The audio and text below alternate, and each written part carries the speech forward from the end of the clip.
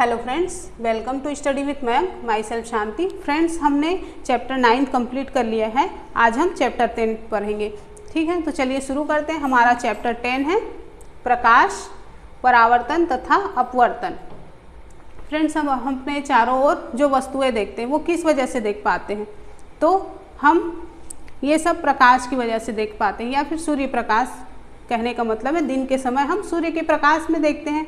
और अगर मान लो कोई अंधेरे कमरे में जाते हैं तो वहाँ हमको कुछ भी दिखाई नहीं देता। क्यों?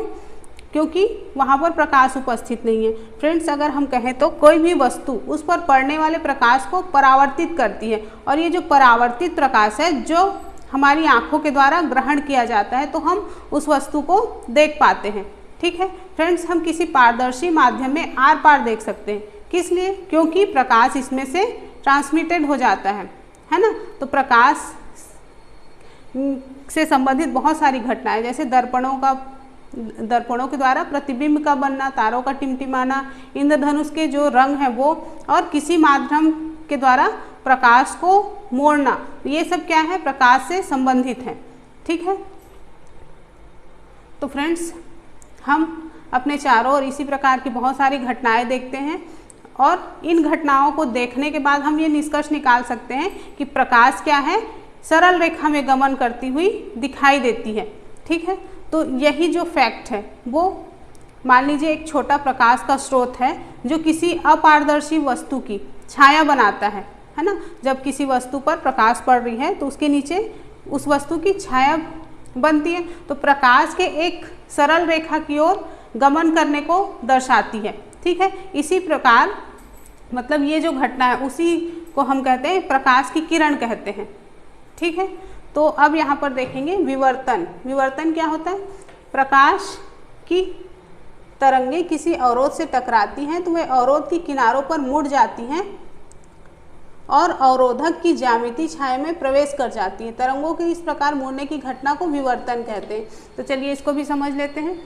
तो फ्रेंड्स, यदि प्रकाश के रास्ते में रखी कोई अपारदर्शी वस्तु बहुत छोटी है तो प्रकाश सरल रेखा में चलने की बजाय इनके किनारों पर मुड़ जाती है। ठीक है, इसी प्रभाव को हम प्रकाश का विवर्तन कहते हैं। ठीक है फ्रेंड्स, पहले मतलब बहुत पहले जब ये वैज्ञानिकों ने पता नहीं किया था कि प्रकाश की प्रकृति कैसी होती है, प्रकाश क्या है, जाना नहीं था, तो प्रकाश को उस टाइम पे शुरू में ये समझा जाता था कि प्रकाश जो है वो कण की तरह व्यवहार करती है। ठीक है, और उसके बाद कुछ लोगों ने कहा कि प्रकाश जो है तरंग है ना। फिर उसके बाद क्या हुआ? उसके बाद जो क्वांटम सिद्धांत है वो सामने आया, तो जिसमें हमको बताया गया कि प्रकाश ना तो तरंग है और ना ही कण है। ठीक है, तो ये जो क्वांटम सिद्धांत है उसी ने इस ओर एक नई दिशा प्रदान की, जिससे हम प्रकाश के गुणों के बारे में जान सकते हैं। ठीक है फ्रेंड्स, तो इस चैप्टर में हम प्रकाश के परावर्तन, अपवर्तन और प्रकाश के सरल रेखा में गमन, तो कैसे गमन होता है, इसी का उपयोग करके इस चैप्टर में आगे पढ़ेंगे। ठीक है, और इस मतलब ये सब में हमको कुछ एग्जाम्पल देखने को मिलेंगे जिसे हमको समझने में आसानी होगी। ठीक है फ्रेंड्स, और इस चैप्टर में हम गोलीय दर्पणों के द्वारा भी प्रकाश का परावर्तन और अपवर्तन के बारे में जानेंगे। तो चलिए शुरू करते हैं चैप्टर। आगे देखते हैं 10.1 प्रकाश का परावर्तन। प्रकाश का परावर्तन क्या होता है? तो जब प्रकाश किसी चिकने सतह पर आपतित होती है तो प्रकाश किरण के वापस लौटने की घटना प्रकाश का परावर्तन कहलाती है। फ्रेंड्स, कोई भी वस्तु है ना, जिसके ऊपर पालिश किया गया है, चमकीला पालिश किया गया है, तो वो कैसा व्यवहार करता है? एक दर्पण की तरह व्यवहार करता है, और वो अपने ऊपर पड़ने वाली अधिकांश जो प्रकाश है उसको परावर्तित कर देता है। ठीक है, आप प्रकाश के परावर्तन के नियमों के बारे में पहले से जानते हैं। इसका नियम क्या था एक बार और हम रिवाइज कर लेते हैं। तो प्रकाश के परावर्तन का पहला नियम था कि आपतन कोण परावर्तन कोण के बराबर होता है। दूसरा था कि आपतित किरण दर्पण के आपतन बिंदु पर अभिलंब और परावर्तित किरण सभी एक ही तल में होते हैं। ठीक है, तो परावर्तन के नियम जो हैं वो गोलीय पृष्ठों के साथ साथ सभी प्रकार के परावर्तित पृष्ठों के लिए लागू होता है। ठीक है। तो आप समतल दर्पण के द्वारा प्रतिबिंब बनने के बारे में जान चुके हैं। और प्रतिबिंब की क्या विशेषताएं हैं? समतल दर्पण द्वारा प्रतिबिंब हमेशा आभासी और सीधा होता है, ठीक है। और प्रतिबिंब का साइज जो है वो वस्तु के साइज के बराबर होता है। यहाँ पर वस्तु को बिंब कहा गया है। बार बार आप बिंब और प्रतिबिंब में कंफ्यूज मत होइएगा। बिंब मतलब वस्तु, प्रतिबिंब मतलब उसकी छाया, ठीक है। तो प्रतिबिंब दर्पण के पीछे उतनी ही दूरी पर बनता है जितनी दूरी पर दर्पण के सामने जो बिंब है वो रखा होता है, ठीक है। इसके अलावा प्रतिबिंब पार्श्व परिवर्तित होता है, ठीक है। यदि परावर्तक पृष्ठ वक्रित हो तो प्रतिबिंब कैसे बनेंगे, इसी के बारे में हम जानेंगे। वक्रित मतलब गोल, ठीक है। तो चलिए देखते हैं। फ्रेंड्स, आप चम्मच देखे हैं ना, चम्मच भी जो है वो एक वक्रित मतलब गोली दर्पण की भांति ही कार्य करता है, ठीक है। और ये जो गोली दर्पण है उसके परावर्तक पृष्ठ वो किसी गोले के पृष्ठ का एक भाग माना जाता है। जैसे कि यहाँ पे गोली दर्पण की परिभाषा दी है, ऐसे दर्पण जिनका परावर्तक पृष्ठ गोली है गोली दर्पण कहलाता है, ठीक है। मतलब किसी खोखले गोले को काट करके जो दर्पण बनाया जाता है उसे ही गोली दर्पण कहते हैं, ठीक है। तो चलिए आगे और जानते हैं हम। 10.2 गोली दर्पण। तो यहाँ पर हमको गोली दर्पण के दो उदाहरण अवतल दर्पण और उत्तल दर्पण, और इन्हीं के बारे में हम आगे जानेंगे, ठीक है। तो गोली दर्पण का परावर्तक पृष्ठ जो है वो अंदर की ओर या बाहर की ओर मुड़ा हुआ मतलब वक्रित हो सकता है, ठीक है। तो जब जिसका परावर्तक पृष्ठ अंदर की ओर मतलब गोले के केंद्र की ओर वक्रित होता है अवतल दर्पण कहलाता है। जैसे कि आप यहाँ पे देख रहे हो, ये क्या है? अवतल दर्पण। इसी को कॉन्केव मिरर भी बोला जाता है, ठीक है। फिर दूसरा है उत्तल दर्पण, जिसका परावर्तक पृष्ठ बाहर की ओर वक्रित होता है, उत्तल दर्पण कहलाता है। जैसे कि ये वाला डायग्राम, ठीक है, ये उत्तल दर्पण है जिसको कॉन्वेक्स मिरर बोला जाता है, ठीक है। तो इन दर्पणों को आप इस डायग्राम से समझ सकते हैं। और यहाँ पर देखिए कि इनका पीछे वाला भाग जो है वो क्या है, इस तरह से कोई जो चिकनी पालिश जो है वो इसके इस सतह पर की गई है और इसके उत्तल दर्पण के ये वाले अंदर वाले सतह पर, ठीक है फ्रेंड्स। तो आप समझ सकते हैं कि चम्मच का अंदर की ओर वक्रित पृष्ठ लगभग अवतल दर्पण की जैसा और बाहर की ओर उभरा हुआ जो भाग है वो उत्तल दर्पण के जैसा होता है, ठीक है। तो गोली दर्पण के बारे में और अधिक जानने से पहले हम कुछ शब्दों मतलब कुछ टर्म्स को जान लेते हैं और उसका समझ लेते हैं, ठीक है। तो ये गोली शब्द गोली दर्पणों के बारे में अगर हम आगे समझेंगे तो सामान्यतः बहुत बार ये जो टर्म्स हैं वो यूज में आएंगे, ठीक है। गोली दर्पण के परावर्तक पृष्ठ के केंद्र को, ये डायग्राम भी आप देख लीजिए क्योंकि इसी से हम समझेंगे। और मैंने जो लिखा है वो पीछे साइड है तो मुझे बार बार ये पलटना पड़ेगा, ठीक। तो आप इसको अच्छे से देख लीजिए। यहाँ पर कौन कौन से शब्द यूज होंगे? पी जो कि ध्रुव कहलाता है, सी मतलब वक्रता केंद्र, और ये आर जो है ये वक्रता त्रिज्या है, और ये जो लाइन दिख रही है ये प्रिंसिपल एक्सिस मतलब मुख्य अक्ष कहलाएगी। और ये जो आपको दिख रही है एम और ये एन है ना, यहाँ पे एम लिख दिया मैंने, ये एन जो है वो क्या है? दर्पण का क्या कहलाता है? अपर्चर कहलाता है, जो कि हम आगे देखेंगे, ठीक है। और ये क्या है? ये एक खोखला गोला है जिसका ये भाग है, ठीक है। तो इसको मैं आगे आपको समझा रही हूँ। इस डायग्राम को आप अपने माइंड में रखिएगा, मैं फिर भी पलट के दिखाऊंगी आपको।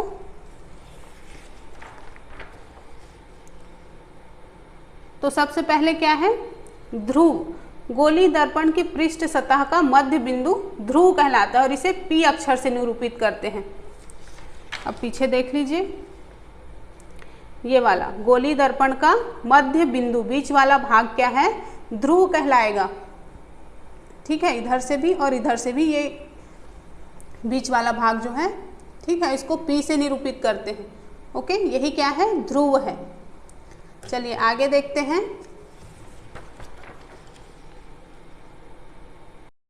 वक्रता केंद्र, गोली दर्पण को जिस खोखले गोले का कटा हुआ भाग माना जाता है, उस खोखले गोले के केंद्र को वक्रता केंद्र कहा जाता है और इसे C से दर्शाया जाता है।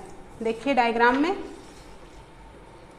ये वाला भाग, ये जो खोखला गोला है इसके बीच का भाग, ठीक है, ये दर्पण का भाग नहीं है, ये इस संपूर्ण खोखले गोले का भाग है, इसी को वक्रता केंद्र कहते हैं। ठीक है, ये इस दर्पण के परावर्तक पृष्ठ के बाहर स्थित होता है। ठीक, किसमें, अवतल दर्पण में, जबकि उत्तल दर्पण में ये परावर्तक पृष्ठ के पीछे स्थित होता है।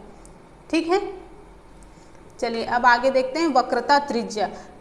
ये जो R दिख रहा है आपको, P और Q के C और P के बीच में, ध्रुव और वक्रता त्रिज्या के बीच में जो R दिख रहा है, इसी के बारे में मैं बताऊंगी। वक्रता त्रिज्या इसी को कहते हैं। आप डायग्राम में पहले देख लीजिए, उसके बाद हम पीछे इसको डिफाइन करेंगे।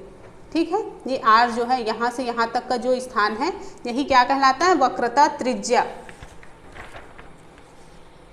ये गोली दर्पण को जिस खोखले गोले का कटा हुआ भाग माना जाता है, उस गोले की त्रिज्या को वक्रता त्रिज्या कहते हैं, या फिर वक्रता केंद्र तथा ध्रुव के मध्य की दूरी को वक्रता त्रिज्या कहा जाता है और इसको R से दर्शाया जाता है, जो कि मैं अभी पीछे बताई हूँ आपको, तो फिर से पलटने की जरूरत नहीं है।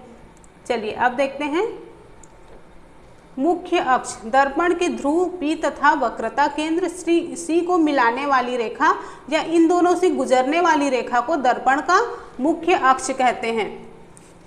किसको, ये वाली जो रेखा है, यही क्या है, प्रिंसिपल एक्सिस, मतलब मुख्य अक्ष कहलाती है। वक्रता केंद्र और ध्रुव को मिलाने वाली रेखा क्या कहलाती है, प्रिंसिपल एक्सिस, मुख्य अक्ष। ठीक है फ्रेंड्स, फिर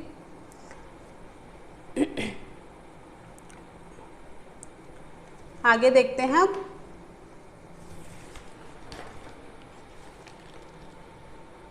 मुख्य अक्ष को भी समझ लिया आपने, अब देखते हैं मुख्य फोकस। ये मुख्य फोकस क्या है, तो दर्पण की मुख्य अक्ष के समांतर दर्पण पर आपतित होने वाली प्रकाश की किरण परावर्तन के बाद जिस बिंदु पर मिलती है, उस बिंदु को दर्पण का मुख्य फोकस कहते हैं। इसे F से निरूपित किया जाता है। मैं एक अलग से चित्र आपको दिखा रही हूँ, उसमें आपको समझ में आएगा। ठीक है, क्या समझा रही हूँ मैं, मुख्य फोकस क्या कहा गया है इसमें,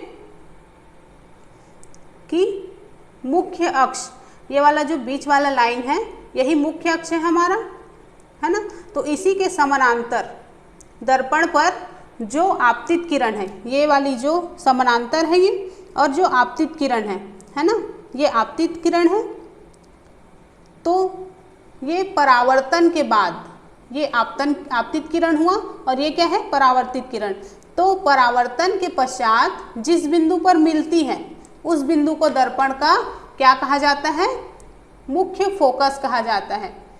ये F जो लिखा है, इसी को मुख्य फोकस कहा जाता है। ठीक है, और इसको किससे डिनोट करते हैं, तो कैपिटल F से डिनोट किया जाता है। ठीक है, ये किसके लिए है, कौन सा दर्पण है ये, अवतल दर्पण। ठीक है, उत्तल दर्पण का मुख्य फोकस कौन सा होगा, ये वाला भाग, क्योंकि ये जो समानांतर जो किरण आ रही हैं, वो इसे टकराकर वापस चली जा रही है। आपतन कोण हुआ ये आपतित किरण, और ये जो है वो परावर्तित किरण। तो इसमें कहाँ पर बनता है, दर्पण के पीछे बनता है। ओके, मुख्य फोकस कहाँ पर होगा, पीछे स्थित होगा, किसमें, उत्तल दर्पण में। चलिए आगे देखते हैं। फोकस दूरी, गोली दर्पण के ध्रुव तथा मुख्य फोकस के बीच की दूरी को फोकस दूरी कहते हैं। इसे स्मॉल f के द्वारा निरूपित करते हैं। इसी में देख लेते हैं।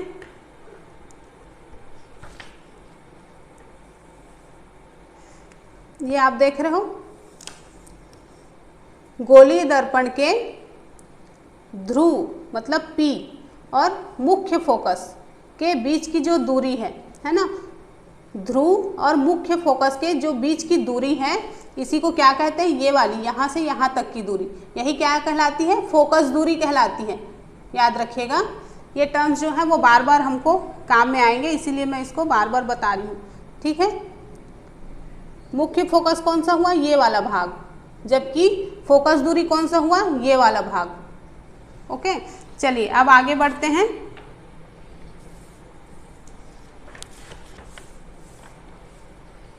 दर्पण का द्वारक, द्वारक मतलब अपर्चर, वही जो मैंने बताया। तो इसको भी इस डायग्राम से देख लेते हैं पहले। गोली दर्पण के परावर्तक पृष्ठ की वृत्ताकार सीमा रेखा का व्यास दर्पण का द्वारक कहलाता है। ये वाला भाग जो है M और N है ना, ये जो दो M और N जो दिख रहे हैं वो परावर्तक पृष्ठ के वृत्ताकार सीमा रेखा का व्यास ही क्या कहलाता है, दर्पण का द्वारक कहलाता है, अपर्चर कहलाता है। ठीक है, चलिए अब आगे देखते हैं।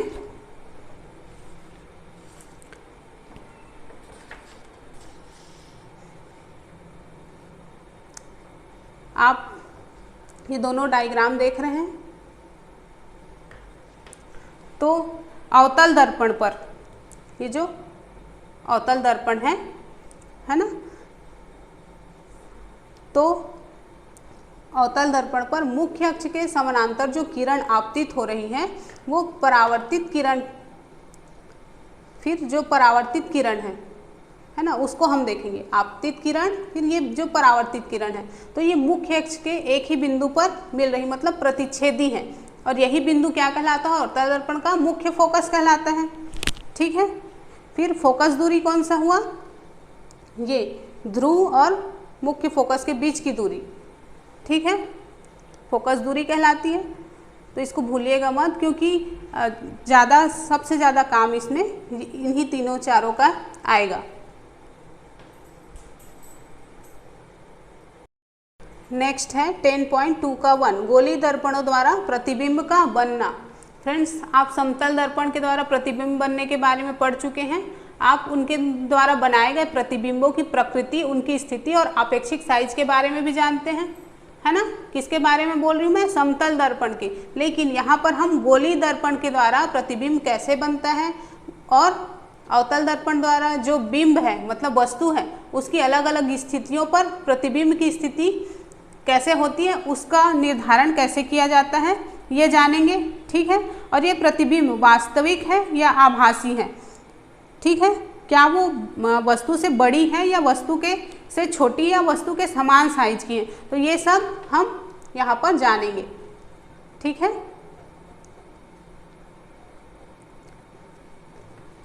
तो यहाँ पर लिखा है दर्पण तथा लेंस वस्तुओं के प्रतिबिंब बनाते हैं। हाँ, पता है हमको कि दर्पण और लेंस जो है वो प्रतिबिंब बनाते हैं वस्तुओं का। तो बिंब की स्थिति के अनुसार प्रतिबिंब वास्तविक अथवा आभासी हो सकता है। ठीक है, तो चलिए देखते हैं इस टेबल से कि अवतल दर्पण द्वारा बिंब की जो अलग अलग स्थितियां हैं वो कैसे होती हैं और उसमें प्रतिबिंब जो है वो कैसे बनता है। तो ये जो टेबल दिया गया है, इसमें ये पहला कॉलम है बिंब की स्थिति, प्रतिबिंब की स्थिति, प्रतिबिंब का साइज और प्रतिबिंब की प्रकृति। ठीक है, तो यहाँ पर आप देख रहे हैं कि बिंब मतलब वस्तु अगर अनंत पर होगी, है ना, तो प्रतिबिंब कहाँ पर बनेगा, फोकस पर, मुख्य फोकस पर। फिर प्रतिबिंब का साइज कैसा होगा, बहुत छोटा होगा, एक बिल्कुल बिंदु के साइज का होगा। फिर प्रतिबिंब की प्रकृति कैसी होगी, तो वो वास्तविक बनेगा प्रतिबिंब जो है, और उल्टा बनेगा, वस्तु से उल्टा बनेगा। ठीक है, फिर अगर वस्तु C से दूर हो, C मतलब वक्रता केंद्र से दूर हो, तो प्रतिबिंब की स्थिति कैसी होगी? मुख्य फोकस और वक्रता केंद्र के बीच में होगी। प्रतिबिंब जो है मुख्य फोकस और वक्रता केंद्र के बीच में होगी। ठीक है, प्रतिबिंब का साइज कैसा होगा? छोटा होगा। और प्रतिबिंब की प्रकृति कैसी होगी?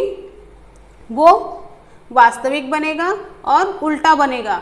ठीक है, अब याद रखिएगा कि अवतल दर्पण से हमेशा वस्तु जो है वो वास्तविक और उल्टा ही बनता है, जबकि क्या कहा मैंने? अवतल दर्पण से ना वास्तविक और उल्टा प्रतिबिंब बनता है, जबकि उत्तल दर्पण से आभासी और सीधा प्रतिबिंब बनता है। फिर वस्तु अगर C पर स्थित हो, वक्रता केंद्र पर स्थित हो, तो वस्तु जो प्रतिबिंब है वो वक्रता केंद्र पर ही बनेगा, उसके समान साइज का बनेगा और वस्तु जो है वास्तविक और उल्टा होगा। इसको मैं डायग्राम से आपको बताऊंगी तो ज़्यादा अच्छे से समझ में आएगा, तो पहले ऐसे ही देख लेते हैं। ठीक है, फिर प्रतिबिंब की स्थिति अगर C और F मतलब वक्रता केंद्र और फोकस मुख्य फोकस के बीच में होगी, तो प्रतिबिंब कैसी बनेगी? तो प्रतिबिंब वक्रता केंद्र से दूर बनेगी, वस्तु से बड़ी बनेगी और वास्तविक और उल्टी होगी। ठीक है, फिर अगर वस्तु F पर मतलब मुख्य फोकस पर होगी, तो प्रतिबिंब अनंत पर बनेगी, अत्यधिक बड़ी बनेगी, वास्तविक और उल्टा होगा उसकी प्रकृति जो है। फिर अगर वस्तु ध्रुव और मुख्य फोकस के बीच में होगी, तो प्रतिबिंब दर्पण के पीछे बनेगी, प्रतिबिंब का साइज कैसे होगा? बड़ा होगा और प्रतिबिंब जो है वो आभासी और सीधा बनेगा। ठीक है फ्रेंड्स, तो अवतल दर्पण में ध्रुव और फोकस के बीच में अगर वस्तु होती है, तो वस्तु की प्रतिबिंब दर्पण के पीछे बनेगी और आभासी और सीधा बनेगा। ठीक है, तो इसको याद रखिएगा। चलिए अब आगे देखते हैं 10.2 का 2, किरण आरेखों का उपयोग करके गोली दर्पणों द्वारा बने प्रतिबिंबों का निरूपण। मतलब गोली दर्पणों के द्वारा हम आरेख खींचकर भी जान सकते हैं कि वस्तु की स्थिति कैसी होगी। ठीक है फ्रेंड्स, किसी भी वस्तु का जो प्रत्येक भाग एक बिंदु बिंब की भांति काम करता है। ठीक है, और इन बिंदुओं में से बहुत सारी किरणें निकलती हैं, है ना। ये जो है किरणें निकलती हैं, जो कि आरेख बनाते समय किसी बिंदु से निकलने वाली किरणों की बहुत सारी संख्या में से किसी एक को चुना जाता है। क्यों? क्योंकि हम किरण आरेख जो है उसको बहुत अच्छे से समझ सकते हैं, इसलिए, और उसको सुविधाजनक रूप से आरेख को बनाने के लिए। ठीक है, ये किरणें ऐसे हों कि दर्पण में परावर्तन के बाद उसकी दिशाओं को जानना आसान हो। जैसे कि ये समानांतर है ना, मुख्य अक्ष के समानांतर है जो आपतित किरण है वो, और ये जो निर्गत किरण है मतलब परावर्तित किरण है ना, इसकी एक दिशा निश्चित है, हमको एक निश्चित दिशा में मिल रही है। तो इसी प्रकार, ठीक है, तो कम से कम 2 परावर्तित किरणों के प्रतिच्छेदन से किसी बिंदु पर बिंब के प्रतिबिंब की स्थिति ज्ञात की जा सकती है। ठीक है, प्रतिबिंब के स्थान का निर्धारण करने के लिए हम किन्हीं भी 2 किरणों पर विचार कर सकते हैं। ओके, तो चलिए इसमें कुछ स्थितियों के बारे में देखते हैं। तो पहली स्थिति है इस तरह से, ये कौन सा दर्पण है? अवतल दर्पण, ये उत्तल दर्पण। ठीक है,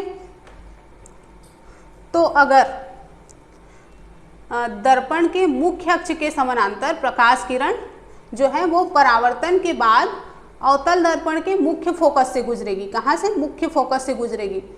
फिर अगर दर्पण अगर उत्तल हो तो उस स्थिति में क्या होगा? तो उत्तल दर्पण की स्थिति में मुख्य फोकस से जो किरण है वो अपसरित होती हुई प्रतीत होगी। ठीक है, फैलती हुई, अपसरण मतलब फैलना, फैलती हुई प्रतीत होगी, जैसा कि यहाँ पर आपको दिखाई दे रहा है। ठीक है, फिर दूसरी स्थिति में देखते हैं, अवतल दर्पण के मुख्य फोकस से गुजरने वाले किरण या फिर उत्तल दर्पण के मुख्य फोकस से निर्देशित किरण परावर्तन के बाद मुख्य अक्ष के समानांतर निकलेगी। ठीक है, ये मुख्य अक्ष है और इसके समानांतर निकल रही है, इस तरफ से आ रही है, मुख्य फोकस से गुजर के, ये क्या है, मुख्य फोकस से गुजर के आ रही है, जो कि समानांतर होकर निकलेगी। किसके? मुख्य अक्ष के, है ना। ये जो है ये हमारा मुख्य अक्ष है और ये आपतित किरण जो है वो परावर्तन के पश्चात मुख्य अक्ष के समानांतर होकर निकल रही है। किसमें? अवतल दर्पण में। फिर उत्तल दर्पण में कौन सी स्थिति होगी? तो उत्तल दर्पण में भी ये मुख्य अक्ष है ना। तो आपतित किरण जो है वो इस तरह से आपको इस साइड में दिख रही है परावर्तित होते हुए। ठीक है, चलिए आगे देखते हैं।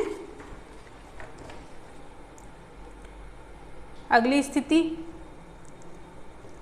ये वाली, अगर अवतल दर्पण के मुख्य फोकस से, ये कौन सा? मुख्य फोकस से, सॉरी मुख्य फोकस नहीं, वक्रता केंद्र से गुजरने वाली किरण, ये क्या है हमारा? वक्रता केंद्र है।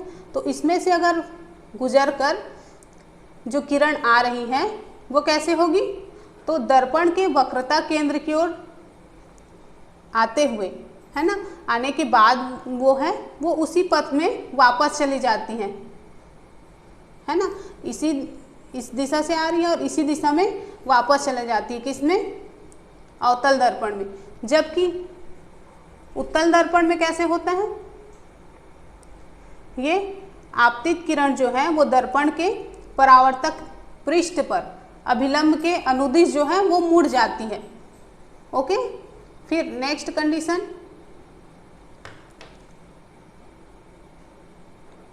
तो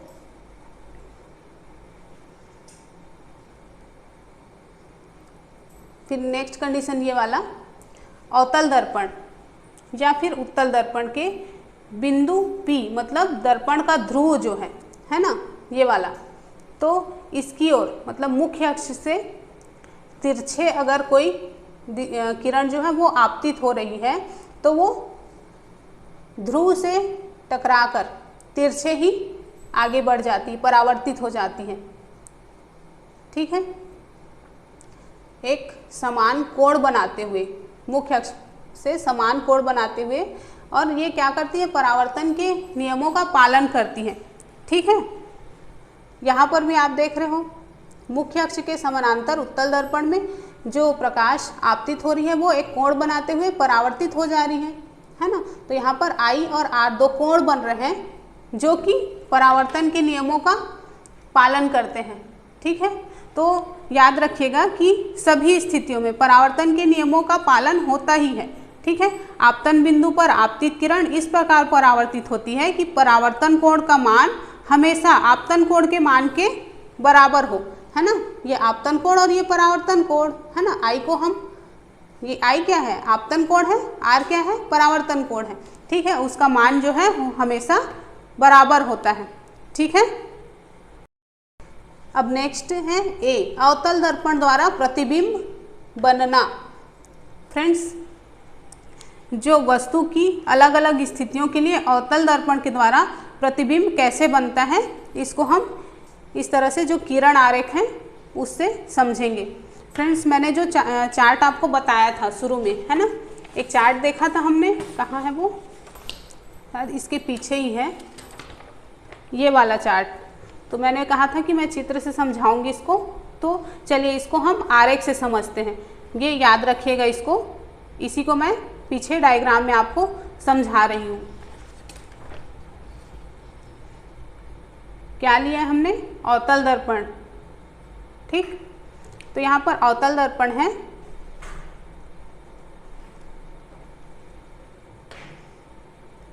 तो पहली स्थिति आप देख रहे हो,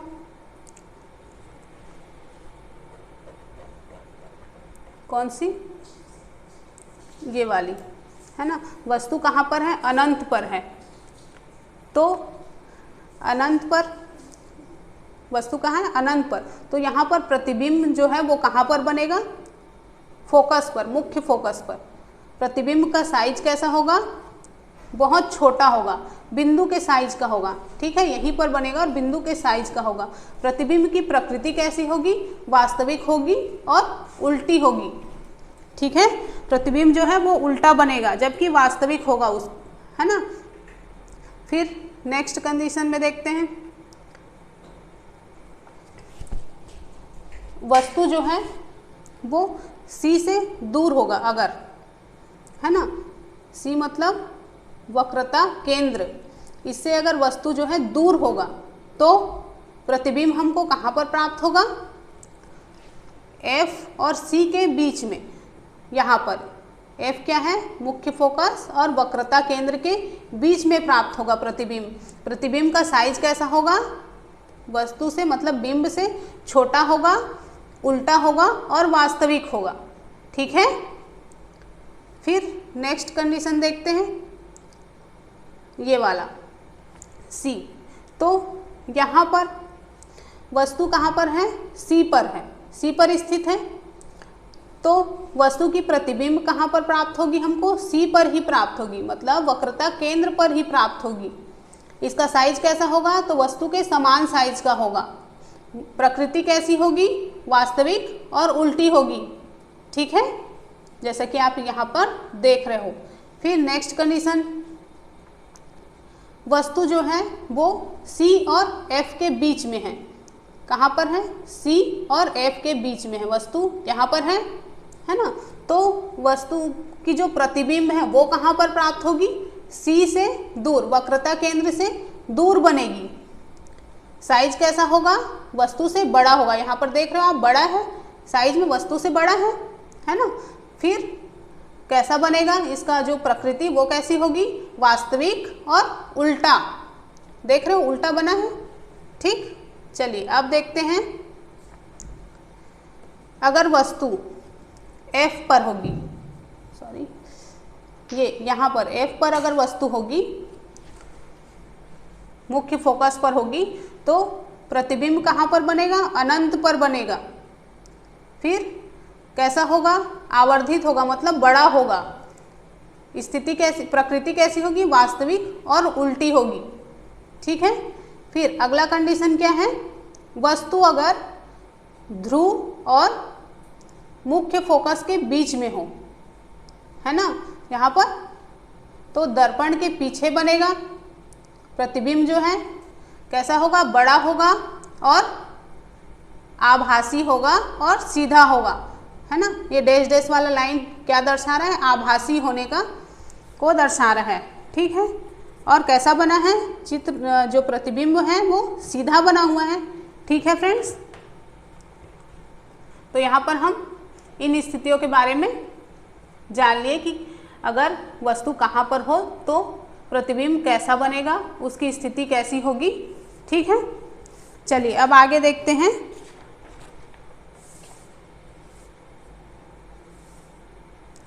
अवतल दर्पणों के उपयोग। फ्रेंड्स, अवतल दर्पण का उपयोग कहाँ पर होता है, तो अवतल दर्पण का सामान्यतः टार्च में उपयोग होता है, सर्च लाइट, है ना, वाहनों के अग्रदीप मतलब हेडलाइट्स में, है ना। फिर चेहरे को बड़ा दिखाने के लिए, जैसे कि सेविंग वाले जो मिरर होते हैं उसमें यूज़ किया जाता है, ठीक है। फिर डेंटिस्ट लोग जो अपने पास मिरर रखते हैं, है ना, डेंटिस्ट के पास जो मिरर होता है उसमें भी अवतल दर्पण का ही यूज़ होता है।